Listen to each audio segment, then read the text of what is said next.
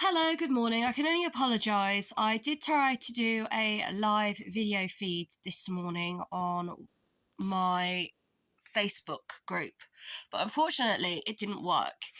So I'm just going to do a quick video and then I will share the information on YouTube and then also on Facebook. Now, what we have in front of you, it's not finished, so please feel free to make comments, but I can only apologise. You can probably see another two in the corner over there. Basically, these are sculptures that I am making for my charity event that I am doing later on this year for my birthday, for the 1st of July 2023. Now, a few years back, I did actually make these sculptures and they unfortunately got damaged when I was made homeless. I probably made about 2 to 5 sculptures within a year. They were aimed to be part of an art project that I was hoping to exhibit at my local art gallery and museum in Nuneaton, but unfortunately things didn't go the way I first anticipated them. So basically what I have done in order to make my sculptures is I have used up all of the tissue paper that I've got around my house from my art cupboard. So I'm just turning it around. My son has actually also been helping me make these. And the aim is to sell them at my charity event in order to raise money for ovarian cancer. Each one of them will be different. On average, it's the drying time, to be honest, that makes it so time consuming, more than the actual work that goes into each individual one. Now, in the past, I was able to successfully take photographs of everything that I've produced, and I do still have those photos on file. So, for example, one of the ones I did, which I can share the information about, was a representation of my employment history. So again, it was one of those sort of, I suppose if you want to call it a vanity project, a project that I did to sort of describe my life and the way that certain aspects of my life had changed me as a person. And if you were to see these changes, how would they sort of manifest themselves physically? As opposed to if you were able to sort of cut me open and see what I look like inside, which Damien Hirst is very commonly known for, especially things like the cow that he cut in half. So what I ended up doing with one of my mannequins was I completely covered it, even the arms, of every single job that I had applied for through the Department of Work and Pensions within an entire year. And that was whilst I was under the job centre on what would have used to have been called Job Seekers Allowance. And then I also posted comments about the jobs, sort of ironically how one of the jobs I applied for was to work for National Rail. But they told me I couldn't work for them unless I had a driver's license.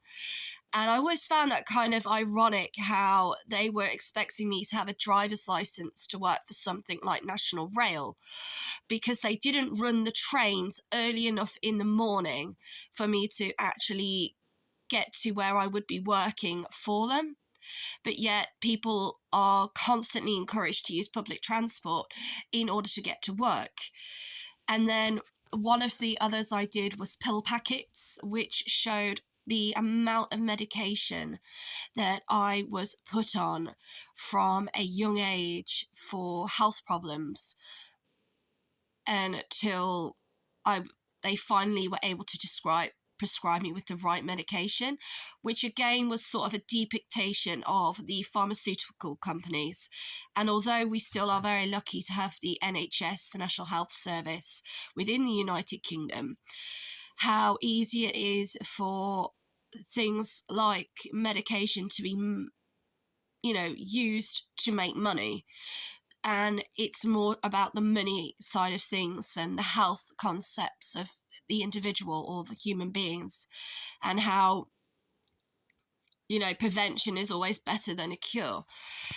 And again, sadly, all of these were subjected to water damage and ended up being destroyed.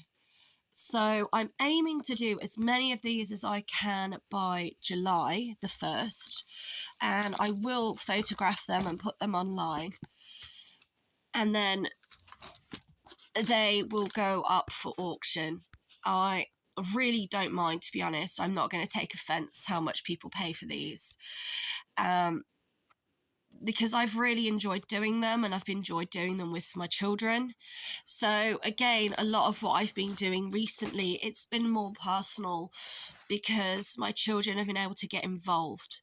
So this one, for example, is very grey, but then there's flecks of like blue in there, and also a little bits of silver. I wasn't really sure what this one was supposed to depict as in my life or why I was doing it. It was just something that I decided to do, and my son said to me, please don't make them just two-dimensional. Please put the backs back on them like you showed me that they had when you know, 10 years ago. The only problem is by doing the backs of anything when you're using like an armature to help with the sculpture, is it doesn't always turn out how you would like it to. So there will have to be a lot of manipulation to get the shape and the contour lines that I am looking for. And I'm hoping that each one could be different. But again, one of the reasons why I've used a mannequin in order to create the sculptures on is because you always see mannequins like this in shops. Pardon me, I've got a bit of a cold. And that is kind of like how the female anatomy or the male anatomy is depicted. It's still within society. There are very few mannequins within shops that show the human physique for what it really is. So, and again, obviously, if you're wanting to put something like this on a wall or use it as a display item, size is very important, because you're not going to want something massive or heavy that you're not going to be able to, you know, transport. But at the same time, these are quite fragile.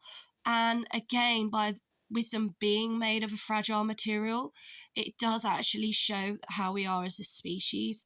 Although we may have a tough outer exterior, we are still quite fragile. And if it wasn't for our bone structure and, you know, the way that we are constructed as humans, as a species, we would just fall apart. We would not be as we are today. So I do like the fact that there is a slight fragility towards, you know, what I'm creating. And it also shows that nothing lasts forever. You know, as we get old, our skin changes, we wear, we tear, we don't heal as quickly. So hopefully this will give you an insight into my event. The main idea on concept of my event is for it to be a charity event that is for friends and family to attend, but it was also to be a wedding fair. At the moment, sadly, I haven't had as much interest in people wanting to hire stalls for that. But if you still wish to attend, then please, if you can, purchase your tickets online. The reason I'm asking you to do this is because it is money that I am raising for a charity. It is not for profit. And by doing it online, it just means that I can do a direct transfer of any money that is raised or donated to the charity straight away. I haven't then got to worry about taking the money to the bank, you know, worried about, you know, if I've got cash in my hands, that it gets misplaced. You know, these things do happen, sadly, which is why apart from the raffle tickets and the raffle, which is where these items will be on display for sale, I do not personally want to be dealing with any money or cash handling at all. But because of the rules and regulations around gambling, I have been informed that if I'm doing a raffle on the day, and it is basically raffle tickets that are like £2 each, for example, then I don't apparently need a license to do that. So if you have any questions or queries or want to add any information to any of my posts, please feel free to do so. I can only apologise that the live feed didn't work as I planned it to. So thank you for your time, and I look forward to hopefully seeing you on the day.